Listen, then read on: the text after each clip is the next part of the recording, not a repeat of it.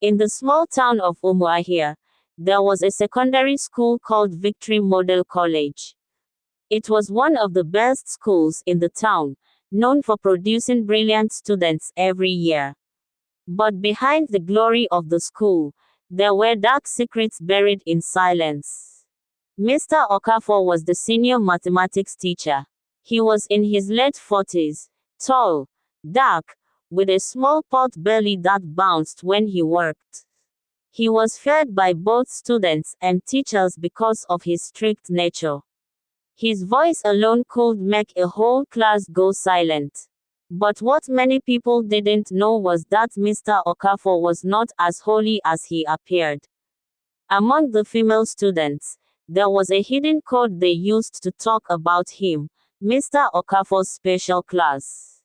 Only few girls knew what the special class was really about.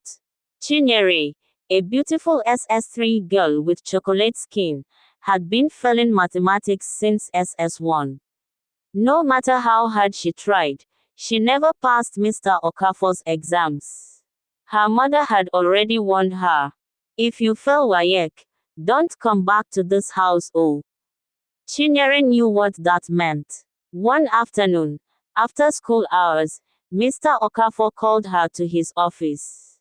"Chinyere, you are a very beautiful girl," he said, smiling like a hungry lion.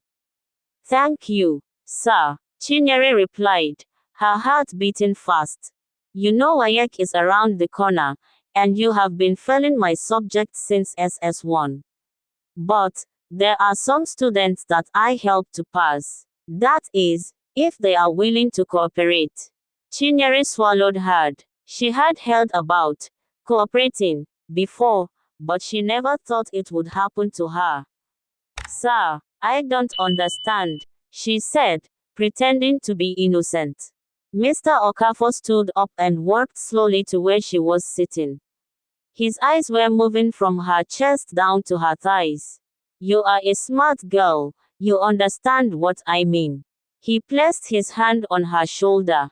Chinyere's body froze. Her heart was beating faster.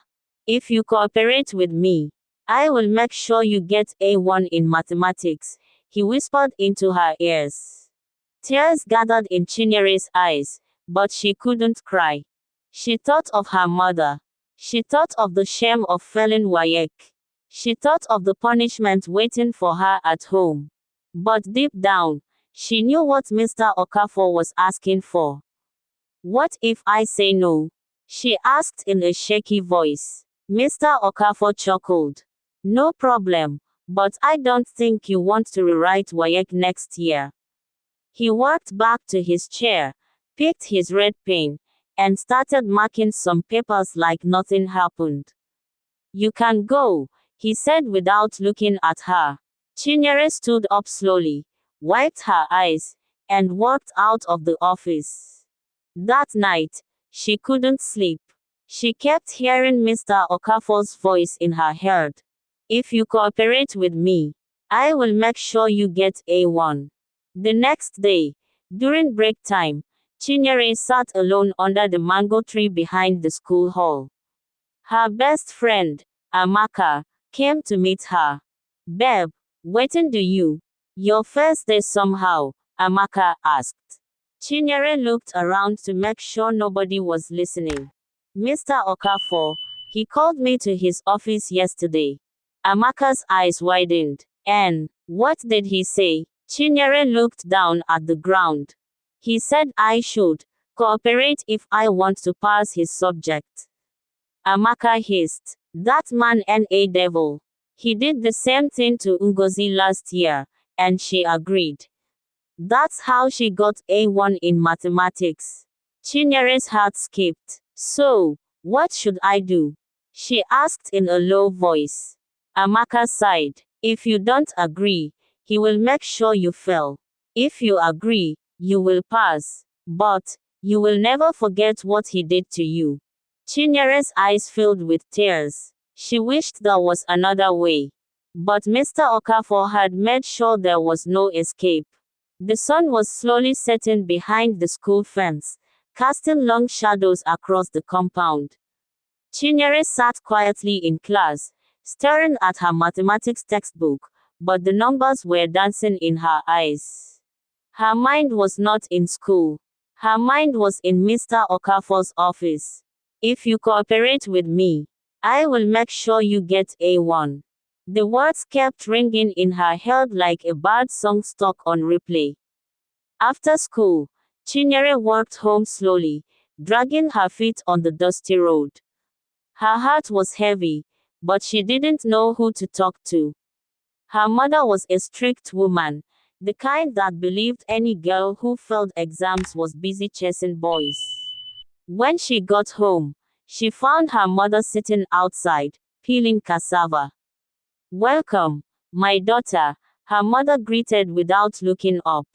"Good evening, Mama. Have you eaten?" "No, Ma." Her mother stopped peeling and looked at her with sharp eyes. "Better pass your WAEC, because if you fail, this house no go contain both of us." Chinyere's heart sank deeper. That night, she couldn't sleep. She tossed and turned on the thin mattress, sweat covering her body even though the weather was cool. By midnight, she sat up and leaned against the wall. "What if I agree? Nobody will know. But what if he does it and still makes me fail?" Her mind was a battlefield. The next morning, she went to school early. As she walked into the compound, she saw Mr. Okafor standing near the staff room, talking to one of the junior teachers. Their eyes met. A small smile played on his lips. Chinyere quickly looked away and walked faster. Throughout the day, she avoided his eyes. But during the last period, just before the closing bell, a small folded paper landed on her desk.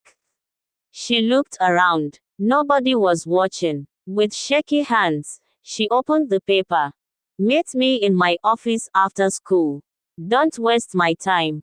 Her heart jumped. After school, Chinyere packed her books slowly, hoping that if she delayed long enough, Mr. Okafor would leave. But when the last student left the class, she had no choice. Her legs felt heavy as she walked to the staff room block. The corridor was empty, only the sound of her footsteps echoing against the walls. She stood in front of his office door for almost 5 minutes, breathing heavily. Finally, she knocked. "Come in," his deep voice answered from inside. She pushed the door slowly and stepped in. Mr. Okafor was sitting behind his desk, marking papers. His tie was loose, and 2 buttons of his shirt were open, exposing the thick black hair on his chest. He didn't look up. "Lock the door," he said calmly. Chinyere's hands began to shake. "Sir, please, I don't want to fail your subject," she whispered. Mr. Okafor finally looked up, his eyes scanning her from head to toe. "I know you don't want to fail. That's why I'm giving you this special opportunity." He stood up slowly and walked to the window, closing the curtains. Chinyere's heart was beating so loud she was afraid he could hear it. "But you know, in this life, nothing goes for nothing," he said, turning to face her. She could feel his eyes piercing through her. Tears gathered in her eyes. "Sir, please, I will try harder. I will study very well." Mr. Okafor smiled. "You have been trying since SS1, but you are still failing. This is your last chance, Chinyere." He walked closer to her. "You either cooperate, or forget about mathematics." Chinyere's whole body was trembling. The office suddenly felt smaller, hotter, darker. Outside, the school compound was almost empty. Only the sound of the cleaner sweeping the corridor echoed in the distance. Chinyere's heart was beating like a drum inside her chest. Sweat covered her forehead, even though the fan in the office was blowing slowly. Mr. Okafor was standing very close to her now, his thick lips curved in a wicked smile. "You know what to do, Chinyere. Just say yes, and all your problems will disappear," he whispered. Tears gathered in Chinyere's eyes, but something deep inside her refused to break. No, I can't. I can't do this. She quickly shifted back, pressing her small body against the wall. Sir, please, I can't. I will try harder. Please, she begged. Mr. Okafor's smile disappeared. His face changed, like a devil hiding behind the mask of a saint. You can't, he repeated slowly. He walked back to his table, sat down, and picked up his red pen again. No problem. Go and join your fellow failures. I'm sure your mother will be very happy to see your result. Chinyere's heart broke into pieces. She turned towards the door, her hands shaking as she unlocked it. But just as she was about to step out, she heard a voice inside her head. If you keep quiet, how many more girls will he destroy? Her feet froze. She swallowed hard, then slowly turned back. Sir, she called in a low voice. Mr. Okafor looked up, surprised. What is it? You said, if I cooperate, you will give me A1. His wicked smile returned. Yes, but you have already lost the chance. Chinyere's heart was pounding, but this time, it was not from fear. It was from courage. She slowly walked back to the table and placed her small school bag on the desk. I want to cooperate, but first, let me show you something, she said, forcing a weak smile. Mr. Okafor's eyes lit up like a hunter who had finally caught his prey. Good girl, come closer, he said, leaning forward. Chinyere unzipped her bag, but instead of removing anything, she pressed the record button on her small Nokia touchlight phone that was hidden inside the bag.